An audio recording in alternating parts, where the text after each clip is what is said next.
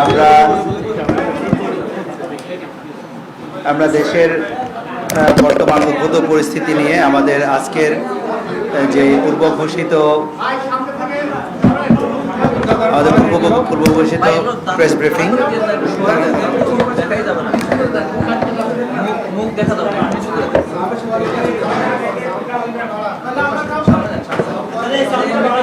আপনারা এই সাউন্ডটা বাড়বে যদি আমাদের সাউন্ডটা কমে। আমরা আমাদের প্রেস ব্রিফিং আমরা এখনই শুরু করতে যাচ্ছি। আপনারা দেখতে পাচ্ছেন আমাদের প্রেস ব্রিফিং আজকে আপনাদের সামনে কথা বলবেন বাংলাদেশ জামাত ইসলামের সম্মানিত অ্যাসিস্ট্যান্ট সেক্রেটারি জেনারেল নির্বাহী পরিষদের সদস্য মাওলানা আবুল হাসনাত মোহাম্মদ আব্দুল হালিম। আমি সম্মানিত সাংবাদিক ভাইদের উদ্দেশ্যে কথা বলার জন্য উদ্ভূত পরিস্থিতি নিয়ে আমাদের সংগঠনের পক্ষ থেকে আমাদের স্ট্যান্ড ইত্যাদি সবগুলো বিষয়ে কথা বলার জন্য অনুরোধ করছি।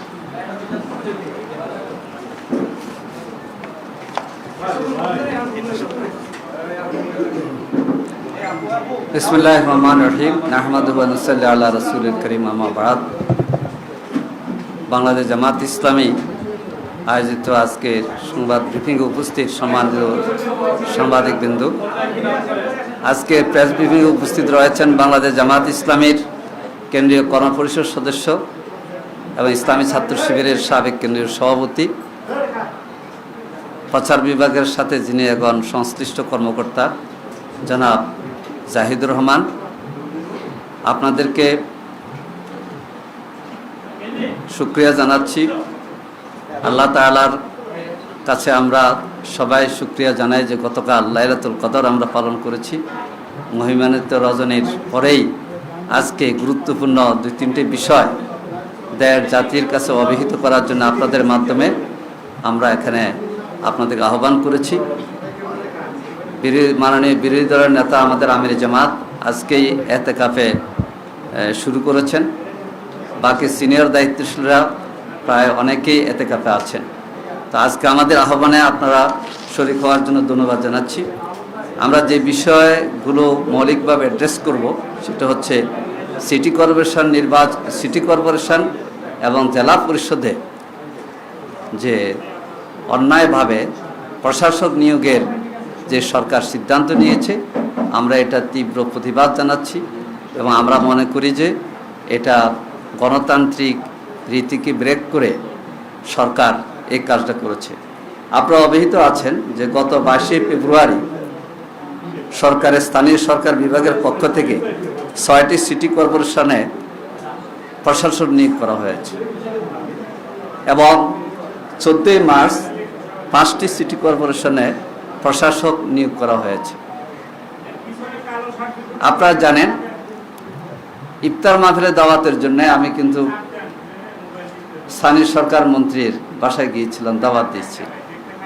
ওদিন আলোচনায় আমরা বুঝতে পেরেছি যে খুব শীঘ্রই স্থানীয় সরকার নির্বাচন অনুষ্ঠিত হতে যাচ্ছে। আলাপসারিতে এটাই বোঝা গেছে। কিন্তু আমরা এখন দেখতে পাচ্ছি যে জাতীয় নির্বাচন অনুষ্ঠিত হওয়ার পর জনগণের প্রত্যাশা যে স্থানীয় নির্বাচন স্বাভাবিকভাবে হবে, কিন্তু সরকার স্থানীয় নির্বাচনের দিকে না গিয়ে 22 তারিখে 6টি এবং 14 তারিখে 5টিতে প্রশাসক নিয়োগ দিয়েছে। এই প্রশাসক কারা?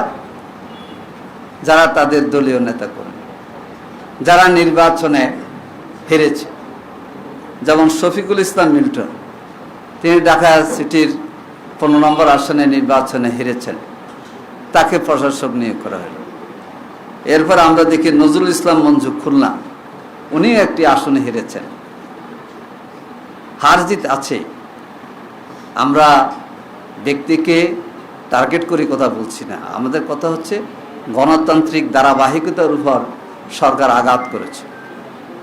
সরকার অপেক্ষা করতে পারত, কারণ গত 17 বছরে 18 বছর যে আমরা আন্দোলন সংগ্রাম করেছি গণতান্ত্রিক প্রক্রিয়াকে সমুন্নত রাখার জন্যে, ফ্যাসিস্টদের বিরুদ্ধে যে সমস্ত বিষয়গুলো আমরা তুলে ধরেছিলাম, সেটারই একটা হচ্ছে যে জনগণের মতামতকে তোয়াক্কা না করে দলীয় চিন্তায় চেতনায় দলীয় লোক বসানোর জন্য সিদ্ধান্ত গ্রহণ করা। সরকার 6টি সিটি কর্পোরেশন, পরে 5টি সিটি কর্পোরেশনের এই নিয়োগ দিয়ে আমরা মনে করি যে জনগণের মতামত এবং জুলাইয়ের যে স্পিড, এটাকে সরকার অবজ্ঞা প্রদর্শন করেছে। সম্মানিত ভাইসব, 15ই মার্চ 2026 তারিখে 42টি জেলা পরিষদ প্রশাসক নিয়োগের সরকার ঘোষণা দিয়েছে।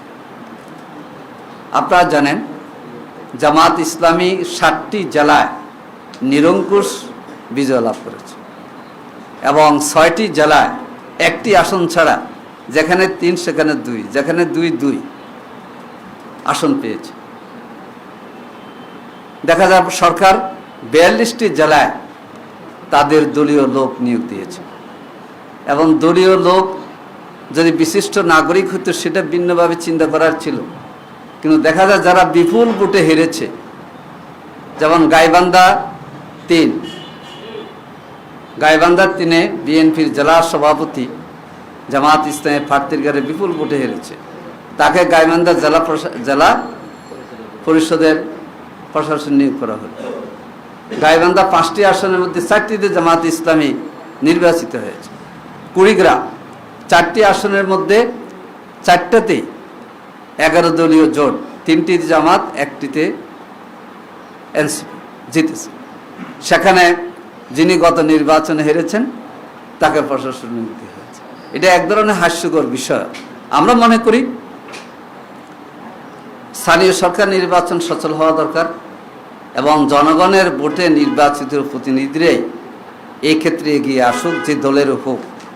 এই ক্ষেত্রে সরকার নিজেদের দলের সুবিধা নেওয়ার জন্যে নিজেদের দলের লোকদেরকে আগে থেকে পরিচিত করে এবং মাঠে ভিন্ন একটা অবস্থা তৈরি করার জন্যে এই জাতীয় কাজটা করেছে, যেটা একটা গহিত কাজ হয়েছে, যেটা গণতন্ত্রের আচরণের ক্ষেত্রে তারা সে ধরনের ভূমিকার পরিচয় দিতে পারেনি।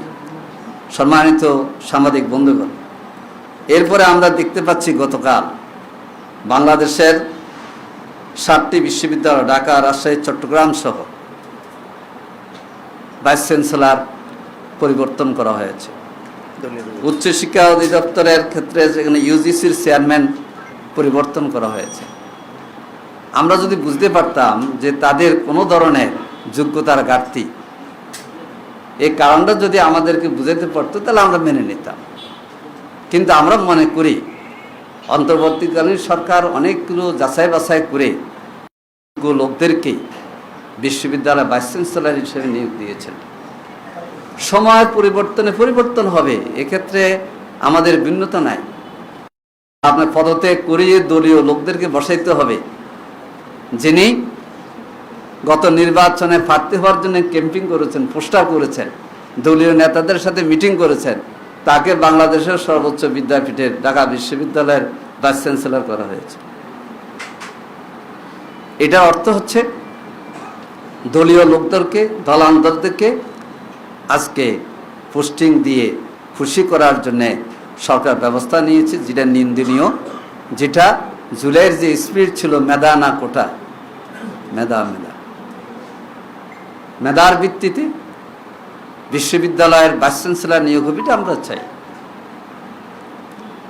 দলীয় পরিচিতি আর একেবারে দলের সদস্য হওয়া, কেউ দলের সমর্থক হইতে পারে, কিন্তু যারা দলের প্রতিনিধিত্ব করেছে, যারা নির্বাচনে প্রার্থী হওয়ার জন্য পোস্টারও করেছে, এই সমস্ত লোকদেরকে বিশ্ববিদ্যালয়ের ভাইস চ্যান্সেলরের এই সম্মানিত আসনে বসিয়ে সরকার জুলাই স্পিরিটের বিরুদ্ধে বার্তা দিয়েছে বলে আমরা মনে করি। এরপরে আরেকটি বিষয় আপনাদের নজরে আনতে চাই, সেটা হচ্ছে গত 25শে ফেব্রুয়ারি বাংলাদেশ ব্যাংকের যে গভর্নর আহসান এস মনসুর ছিলেন, তাকে সরিয়েও জনাব মুশতাকুর রহমান নামে একজন ব্যবসায়ীকে বাংলাদেশ ব্যাংকের গভর্নর নিয়োগ দেওয়া হয়েছে, যেটা নজিরবিহীন। কোনো ব্যবসায়ী বাংলাদেশ ব্যাংকের গভর্নর অতীত হয়নি, যেটা নাগরিকদের মধ্যে এবং শিক্ষিতদের মধ্যে যারা বিবেচনায় ব্যাংক পরিচালনা দক্ষ, তাদেরকেই অতীতে বাংলাদেশ ব্যাংকের গভর্নর করা হয়েছিল। কিন্তু জোর করে তাকে একদিনের মধ্যে হটিয়ে সেখানে জনাব মুশতাক সাহেবকে নিয়োগ দেওয়া হয়েছিল। আমরা এটারও নিন্দা জানাই। তো আজকে মূলত এই 3টি বিষয় আপনাদের সামনে উপস্থাপনের জন্যেই আমরা আপনাদের রেখেছি। আপনাদের মাধ্যমে আমরা বার্তা দিতে চাই যে ত্রয়োদশ জাতীয় সংসদের নির্বাচনের মধ্য দিয়ে জনগণের যে প্রত্যাশা, যে গণতান্ত্রিক পদ্ধতি এবং গণতান্ত্রিক কালচার সমুন্নত থাকবে। ফ্যাসিস্ট আমলে যেটার থেকে বঞ্চিত হওয়ার কারণে আমরা সবাই মিলে ফ্যাসিবাদ বিরোধী আন্দোলন করেছি, এই জাতীয় কাজ থেকে বর্তমান এই সরকার বিরত থাকবে।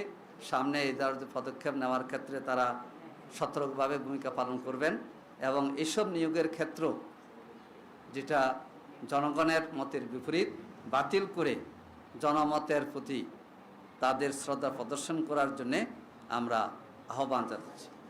আল্লাহ হাফেজ। প্রশ্নটা হলো, সামনে পৌরসভা এবং ইউনিয়ন পরিষদেও প্রশাসক বসাতে পারে এমনটি আশঙ্কা করছেন কিন্তু উপজেলা আছে না, আপনার। আমরা বলেছি বিএনপি দলীয় সুবিধা নেওয়ার জন্য যদি এটা করে তাহলে গণতন্ত্রের বিপক্ষে তাদের অবস্থানকে জনগণ সঠিকভাবে নেবে না এবং আমরা জনগণকে নিয়ে এটা মোকাবেলা করব ইনশাআল্লাহ। একটা প্রশ্ন, সেটা হচ্ছে আপনি বলেছেন যে আপনি স্থানীয় সরকার মন্ত্রীর কাছে গিয়ে দেখলেন যে তার প্রস্তুতি আছে যে স্থানীয় সরকার নির্বাচন দেবে।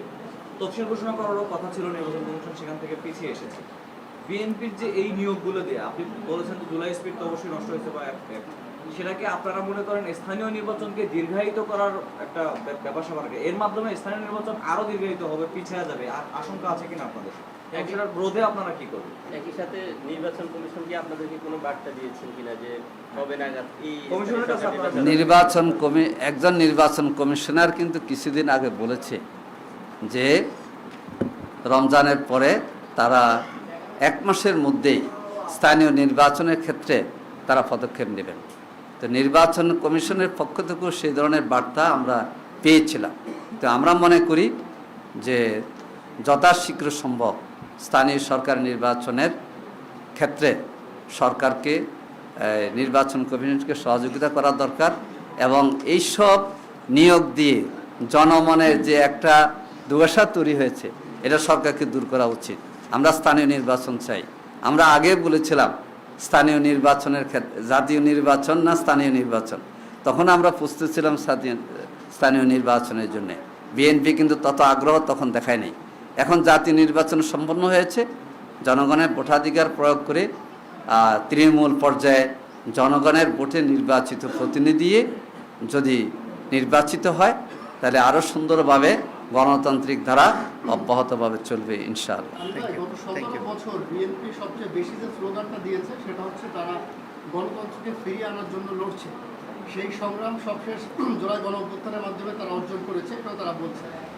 এখন তারা যে জেলা প্রশাসক, থানা, উপজেলা এবং পৌরতেও বসানোর কথা চলছে, এর মাধ্যমে তারা ক্ষমতা পাকাপোক্ত করতে চাচ্ছে। বিগত 17 বছর সরকার যারা ছিল তাদের যে আচরণ এবং এই আচরণের সাথে সিমিলারিটি পাই আমরা। আপনি কি মনে করছেন যে এই সরকারও স্বৈরাচারের পথে হাঁটা শুরু করেছে? না, এখন এত কঠিন কথা বলবো না। আমরা তো দায়িত্বশীল বিরোধী দল হিসেবে ভূমিকা পালন করব। আমরা আশা করি ফ্যাসিস্টদের বিরুদ্ধে যে আন্দোলন হয়েছে তারা সাক্ষী আছে। যেসব কারণে ফ্যাসিস্টদের অবস্থা ধীরে ধীরে পালিয়ে যাওয়ার প্রেক্ষাপট তৈরি করেছে, সেক্ষেত্রে বিএনপিও সতর্ক থাকবে। আমরা এখনও 1 মাস মাত্র গেল, 1 মাস শেষ হতে যাচ্ছে। এই জন্যে আমরা অপেক্ষা থাকবো। আমরা প্রতিবাদ করছি, সামনে আমরা প্রতিবাদ কর্মসূচি, প্রতিরোধ কর্মসূচি সামনে দেব, সেটা পর্যায়ক্রমে হবে ইনশাল্লাহ। তা আল্লাহ হাফেজ। সেটা কি সরকারের সাথে আগে আপনারা আলোচনা করবেন নাকি পরে সরাসরি? সরকারের সাথে তো আলোচনা এই ক্ষেত্রে নাই। আমরা আমাদের বক্তব্য তুলে ধরছি। আজকের বক্তব্যের মাধ্যমে তো জনমত তৈরি হবে, সরকারের কাছে বার্তা যাবে, তারপরে সরকারের পদক্ষেপ পজিটিভ না হলে আমরা সেভাবে ভূমিকা নেব। একটা বিষয় হচ্ছে যে সরকার তাদের এই 1 মাসের মাথায় তারা জুলাই সনদ এবং আপনাদের স্থানীয় নির্বাচন যেটা আপনারা দাবি করছেন, এটিকে তারা অনেকটা পেছনে রেখে তাদের যে নির্বাচনী ইশতেহার ছিল, এই নির্বাচনী ইশতেহারকে নিয়ে তারা ব্যাপকভাবে অ্যাক্টিভ এবং তারা এই কাজগুলো করছে এবং তারা বুঝে এটার মাধ্যমে বাংলাদেশকে এগিয়ে নিচ্ছে। আপনি কি মনে করছেন যে স্থানীয় সরকার নির্বাচন বা জুলাই সনদকে পাশ কাটিয়ে সরকার জনগোষ্ঠীমূলক কাজগুলো করে জনগণকে কনভিন্স করে এগুলোকে পেছনে ফেলতেই তারা এই কাজগুলো করছে? এক্ষেত্রে আসলে আপনার কি মনে হয়? না, তারা যেতে সরকার ইশতেহারের মাধ্যমে তাদের কাজ এগিয়ে যাবে, আমরা বিরোধী দল হিসাবে জনগণের যে অগ্রাধিকার সেটা তুলে ধরব। এর মাধ্যমে সরকার বিরোধী দলের সমন্বয়ে যদি তারা ভূমিকা রাখতে পারে ইনশাল্লাহ পজিটিভ হবে, না হলে তো আন্দোলন মাঠেও চলবে, সংসদও উত্তপ্ত হবে। আমরা সেভাবে ভূমিকা রাখবো। আল্লাহ হাফেজ।